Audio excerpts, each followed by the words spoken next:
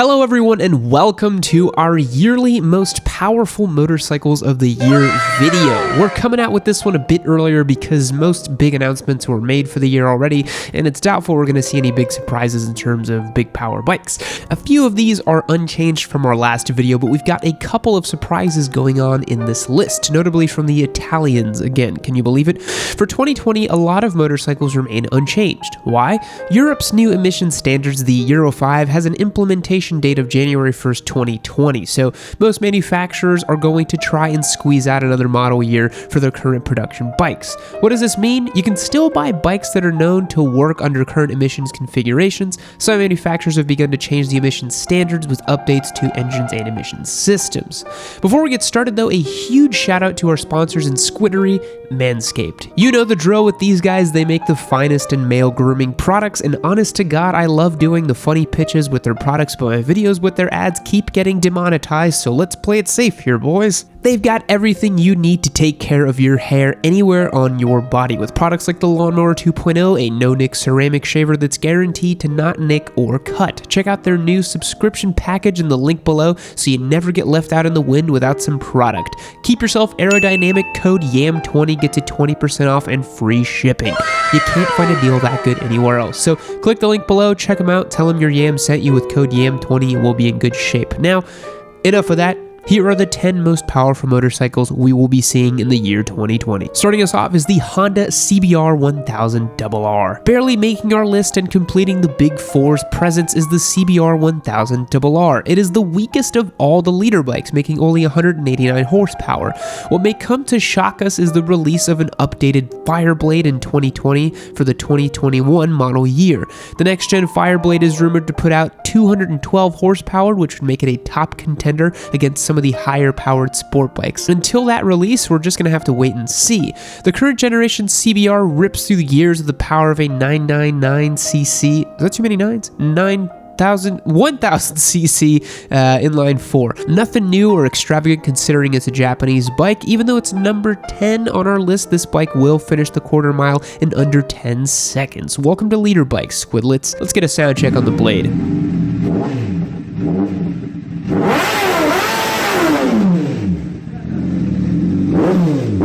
Up next is the Suzuki GSXR1000R. For all the Gixxer loving squids out there, this bike takes the number 9 position.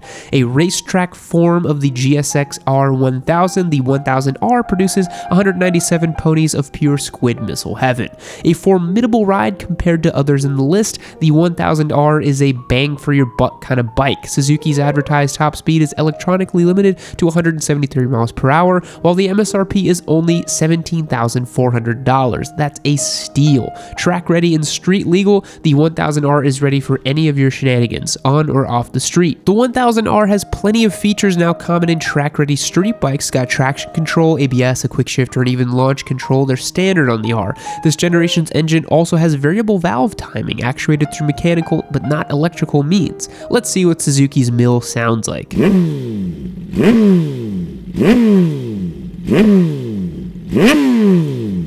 Well, it sounds just like the Blade.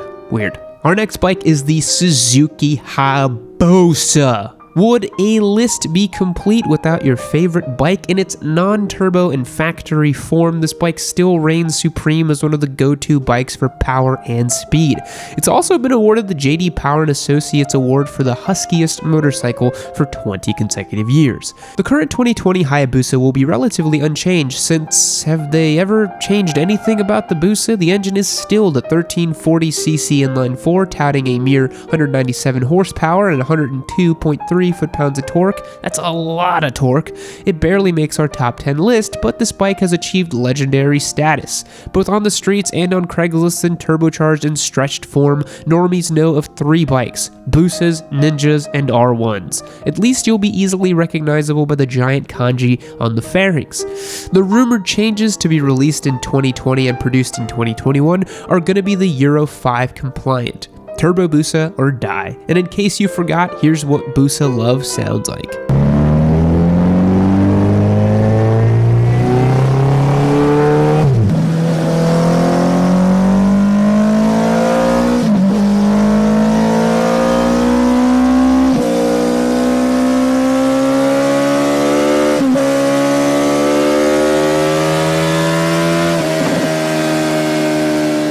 Our next bike is none other than the Yamaha YZF R1M. What's a list without a Yamaha? The new R1M has already debuted and is Euro 5 compliant.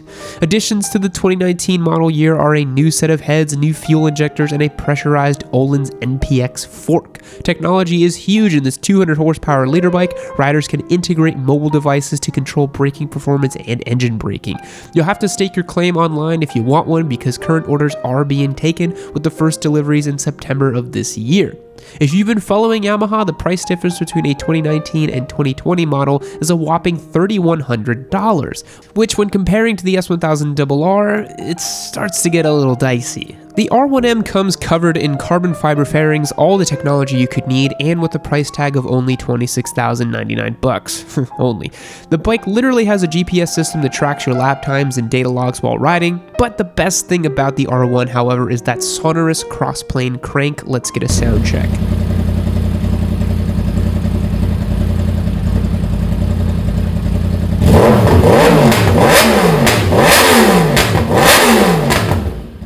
Our next motorcycle is, of course, the BMW S1000 Double R. This bike is an absolute thrill to ride. If you've not seen my ride and review of the 2017, I still don't understand how these things are street legal, but to each their own. I also got the chance to ride one in Jerez. That was super sweet. The 2020 BMW S1000 Double R retains the same power output as the 2019 model at 205 horsepower. It's not just the power that makes this bike incredibly fast, it's also its lightweight design. The 2020 model with the M package weighs only 427 pounds. That's 58 pounds heavier than an R6. Think about that. This bike is beyond simply a crotch rocket and is more of a refined and well-tuned piece of machinery. Rider beware, the S1000 Double R is not a beginner bike nor a squid bike. It is a bike that commands respect at every speed and every corner. Let's see if we can hear the precision engineering from Germany's finest four-cylinder engine.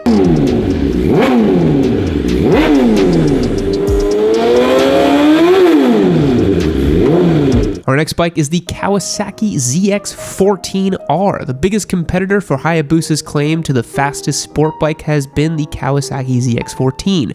With 1441 cc's, 207.9 horsepower, and 113 foot-pounds of torque, my god, that's a lot of torque, this bike was aimed specifically at the Hayabusa.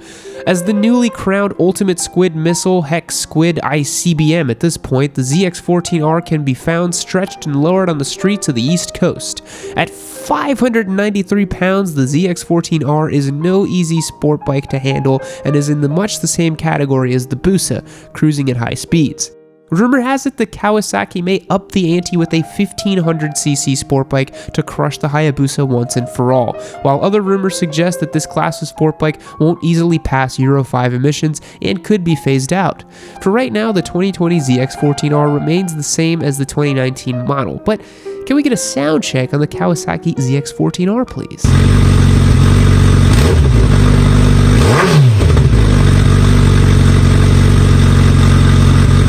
Man, it really wishes it could be a Busa, huh? Now this one is exciting. It's the MV Agusta Brutale 1000 Serie Oro and F4 LH44. New for this list is MV Agusta. Coming back into the fold with some seriously jaw-dropping power, they've revitalized their four-cylinder engine that's found in both the Brutale 1000 Serie Oro and the F4 LH44, which now makes 212 horsepower. The F4 is a little dated in terms of its design, but it still is achingly beautiful as ever. The real star of the show is the new Brutale 1000 Serie Oro. This is the only naked bike on the list, and that's for a good reason. When you have that much horsepower, you definitely want aerodynamics helping you out. Only MV Agusta would be so crazy to put 212 horsepower on a bike with no windscreen and upright ergonomics. Do y'all understand how crazy this is? Do you? I would love to take a rip on one of these and just fully soil my pants. Let's see how angry this engine sounds.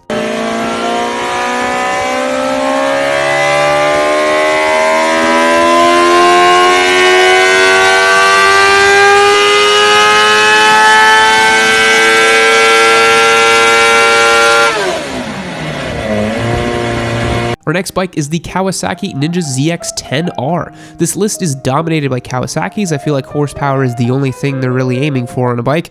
The ZX10R is the famed favorite leader bike from Kawasaki's lineup. The 2020 model is capable of 213 horsepower with ram air assist. For its raw power and low entry barrier, the ZX10 comes in as a favorite among squids alongside the GSXR 1000. Although unpublished at the time, expect an MSRP between $16,000 and $17,000 for base models without ABS braking. In comparison to the ZX14R, the 10R is a more practical bike for both on and off the street. Where the 14R is more of a super sport bike cruiser, the 10R can tear up a track day or two and be used as a commuter bike if you're into sadomasochism. Now let's hear how Kawai's manic 4-cylinder sounds.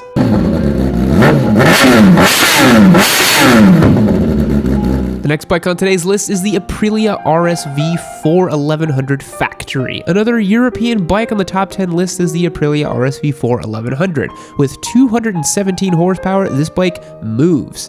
The 1078cc V4 engine coupled with carbon fiber components and Akrapovic titanium exhaust and various aluminum parts make this one nimble and extremely fast bike. We've come a long way since Torque, the 2004 feature film starring Martin Henderson, Monet Mazur, and Ice Cube. You didn't catch that flick? The main guy rips around on a Aprilia Mille RSV. It's a great movie if you can stand to watch the dated bikes from the early 2000s. Aprilia uses a 65-degree V engine along with dual overhead camshafts to achieve its peak power and peak torque of 90 foot-pounds. The RSV4 tips the scales at a respectable 438 pounds, putting it right on par with the BMW S1000 Double R. The Aprilia is the only bike exceeding 1000 cc's, but aimed at competing directly with leader bikes. If you've never heard the glorious tones of a V4, then get ready.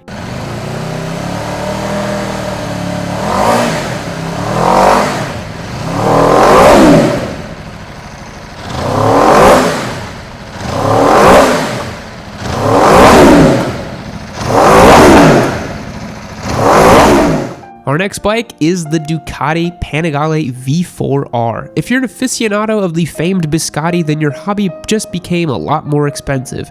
The Ducati Panigale V4 is the pinnacle of Ducati's performance sport bike. The Panigale V4 R with a racing kit has 234 horsepower.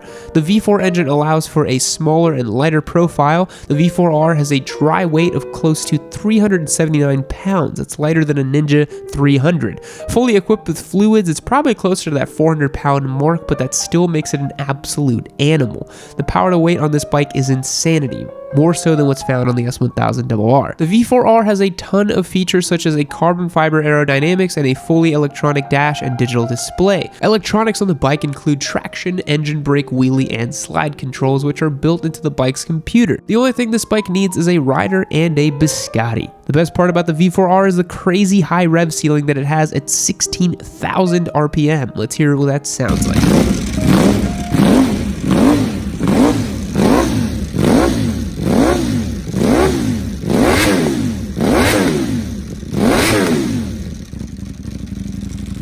And rounding off our list today is the Kawasaki Ninja H2R. Nothing says screw it like the Kawasaki Ninja H2R. This track-only race bike has a supercharged 998cc inline 4-cylinder engine. Its power output? With ram air intake system, the power peaks at 326 horsepower. For a bike that can be bought on the showroom floor, there really isn't anything out there quite like it. The top speed of this beast is 249 miles per hour. Races have been conducted with this bike outrunning an F-16 fighter jet. Ladies and gentlemen, this is the fastest motorcycle on the planet in production form.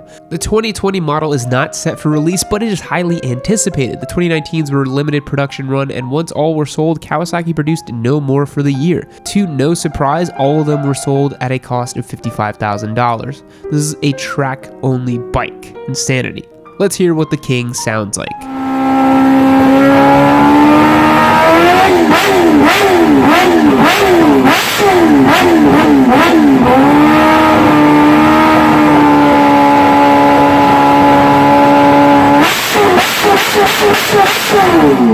Now, Do you know of any other bike that should be on this list? Which one is your favorite and why? Have you noticed the recent trend in onboard technology in superbikes? Does that make things easier or worse for the rider? Let me know in the comments below. I always love hearing from you sweet little squids. And of course, if you're in the 44% of my audience who don't own bikes yet, remember, I'm giving away some for free. Check out the links below to learn more about that. I'll catch you guys in the next one. Thanks for watching today's video. See you later.